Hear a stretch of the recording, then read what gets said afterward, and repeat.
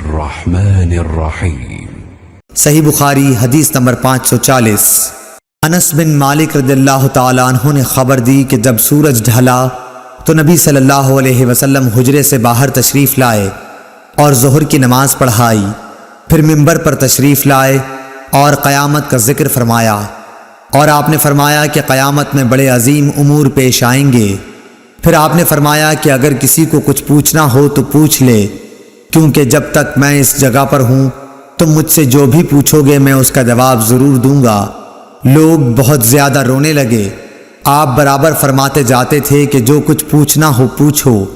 عبداللہ بن حذافہ سہمی کھڑے ہوئے اور دریافت کیا کہ حضور صلی اللہ علیہ وسلم میرے باپ کون ہیں؟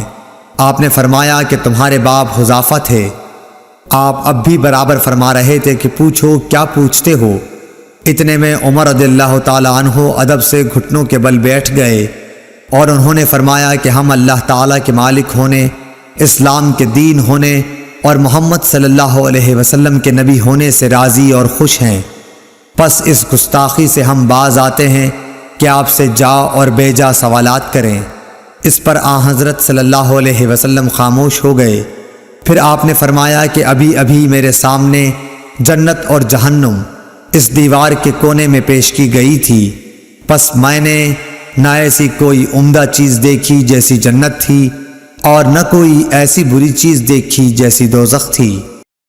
اللهم صل على محمد وعلى آل محمد كما صليت على إبراهيم وعلى آل إبراهيم إنك حميد مجيد اللهم بارك على محمد وعلى آل محمد كما باركت على إبراهيم وعلى آل إبراهيم إنك حميد مجيد